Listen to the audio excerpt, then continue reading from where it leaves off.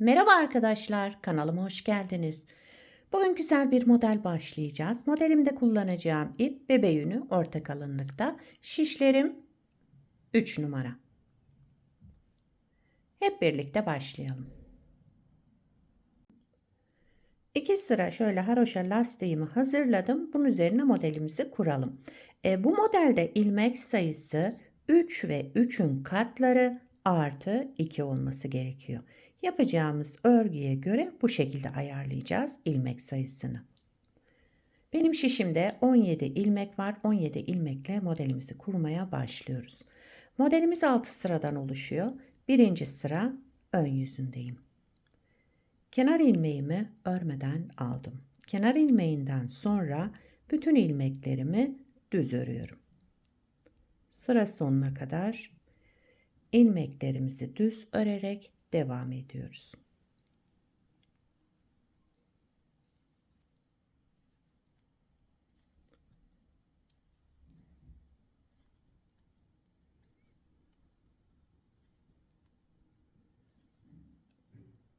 Kenar ilmeğimi de düz ördüm.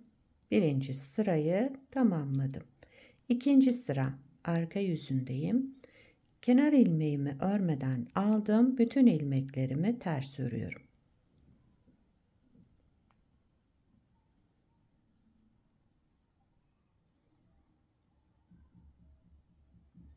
Şu şekilde ters örerek devam ediyoruz. Birinci sıra ön yüzünde düz, ikinci sıra arka yüzünde ilmeklerimizi ters örerek sıramızı tamamlayalım.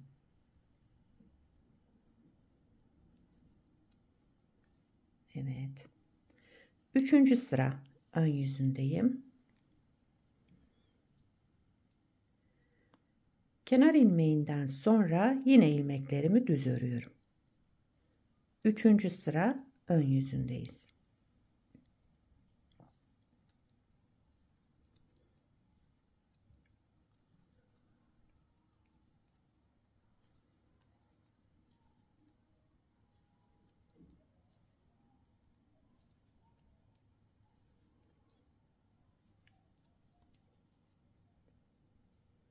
Dördüncü sıra arka yüzündeyim. Kenar ilmeğinden sonra ilmeklerimizin hepsini ters öreceğiz ama arada birer tane şu şekilde artırma yapalım. Bir ters ilmek, bir artırma. Bir ters ilmek, bir artırma. Şöyle.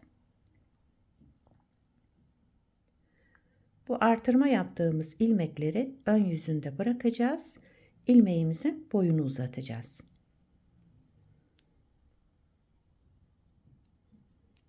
Şöyle bakın, hepsinin arasında birer tane artırma yaparak devam ediyoruz.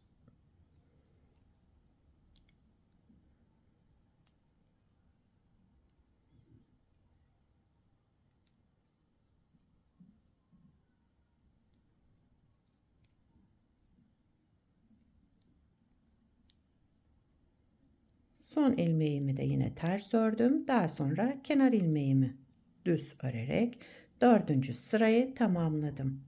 Beşinci sıra ön yüzündeyim.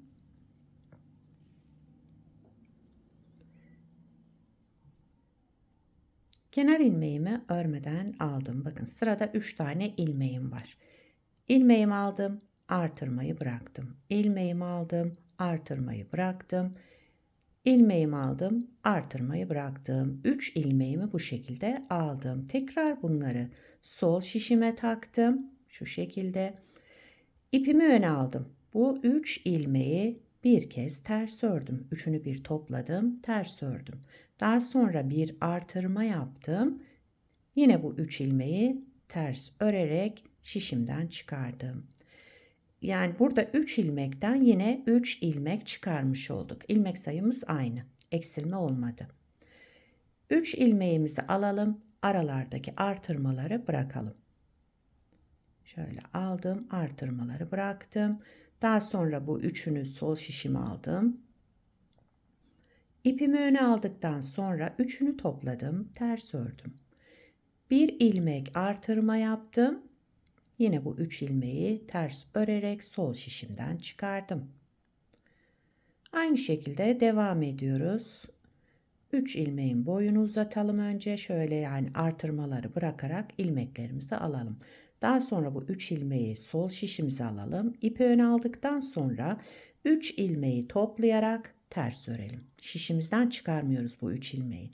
Tekrar bir artırma yaptım. Tekrar ters ördüm. 3 ilmekten 3 ilmek çıkarmış oldum.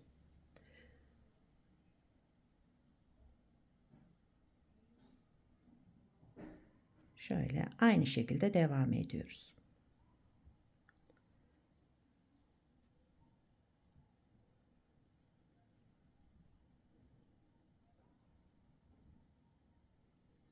Son 3 ilmeğim kaldı. Burada da aynı işlemleri yaparak şöyle aldım ilmeklerimi, tekrar sol şişime aktardım. İpimi öne alarak bir kez ters ördüm bu 3 ilmeği. Bir artırma, tekrar ters örerek sol şişimden çıkardım. Daha sonra kenar ilmeğimi de düz ördüm. 5. sıra ön yüzünde bu işlemleri yapalım.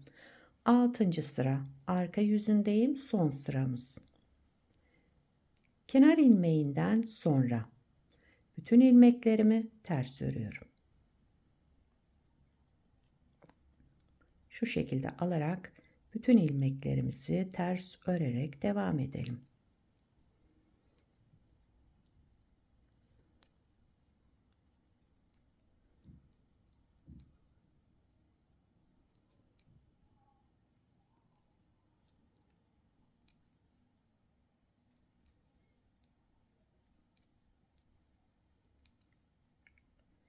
Evet, kenar ilmeğimi de düz ördüm. 6. sıramızı tamamladık. Bakın modelimiz şöyle ortaya çıktı. Nasıl güzel kabarık görünen bir model. Bir kez daha kuralım modeli. Tekrarını yapıyorum. 1. sıra ön yüzündeyim. Şurada yaptığımız işlemi yaparak devam ediyoruz. 1. sıra ön yüzünde bütün ilmeklerimizi düz örüyoruz.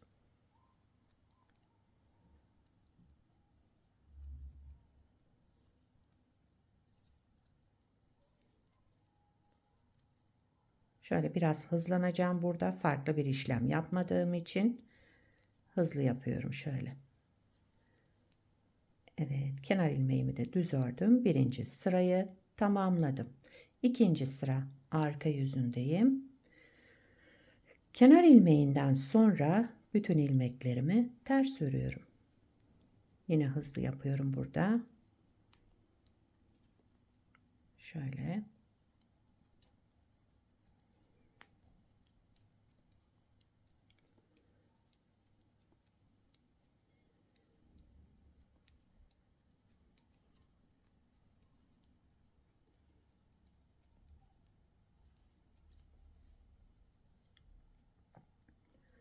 Üçüncü sıra ön yüzündeyim. Kenar ilmeğinden sonra bütün ilmeklerimi düz örüyorum.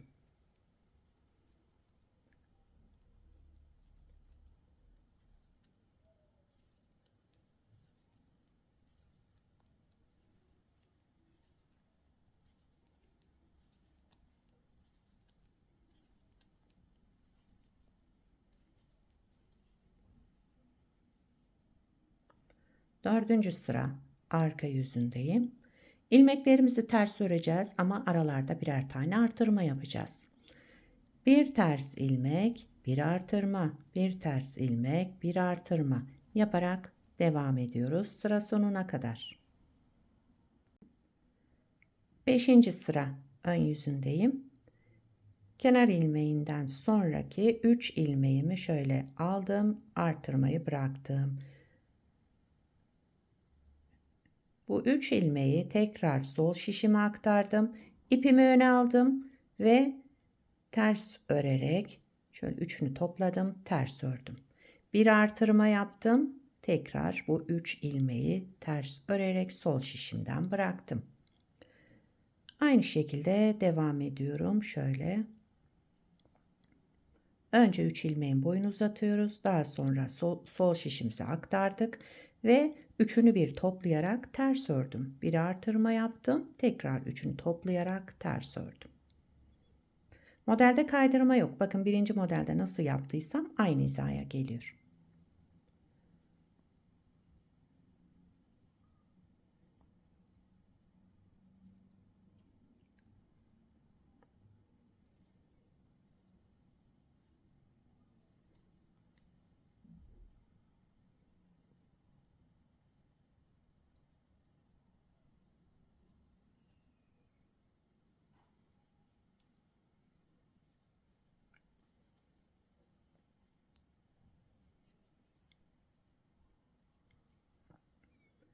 Evet, son 3 ilmeğimizi de yine aldık ve şöyle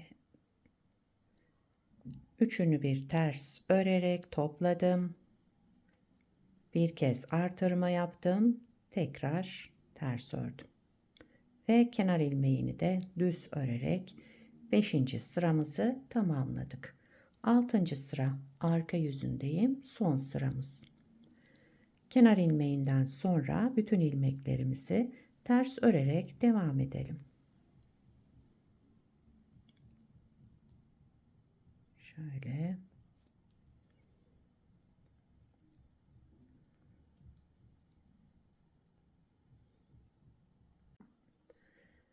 Evet, modeli tamamladım. 6 sırayı tamamladıktan sonra bakın 2 kez kurmuş olduk. Şöyle 2 diş haroşa lastik üzerine kurdum. Modelde kıvrılma oluyor. Lastik istiyor arkadaşlar. İnce olduğu için bile hafif kıvrılma var. Yani birkaç sıra fazla yapacaksınız lastiği. Bir parçada daha önce hazırladım. Şöyle. Bunda da tekstil tipi lastik kullandım. Pardon, hazır lastik kullandım. Kanalımda var bu lastiğin yapımı. İsterseniz linkini bırakabilirim. Burada da haroşa lastik üzerine kurduk. Hangisi hoşunuza giderse o şekilde yapabilirsiniz. Yani model lastik istiyor. Lastik kullanmanız gerekiyor. Modelin arka yüzü de şöyle, bakın şöyle açarak göstereyim. Kabartmalı, güzel ve yapımı kolay bir model. Model 6 sıradan oluşuyor. İlmek sayımız 3 ve 3'ün katları artı 2. Bu modeli her türlü örgülerinizde uygulayabilirsiniz. Yazlık örgülerinizde, mevsimlik örgülerinizde, kışlık örgülerinizde ona göre ipleri tercih edersiniz. Yani yetişkin örgülerinde de kullanabilirsiniz. Çocuk, bebek hepsinde kullanılabileceği güzel modellerden. Sizler de nelerde kullanacaksınız bu modeli? Onları yorumlarda belirtirseniz sevinirim. Beni buraya kadar izlediyseniz bir beğeni yapmayı, yorum yapmayı, beni desteklemeyi unutmayın. Şimdiden hepinize teşekkürler. Yapacak olanlara kolay gelsin. Bir sonraki videoda görüşmek üzere. Hoşça kalın.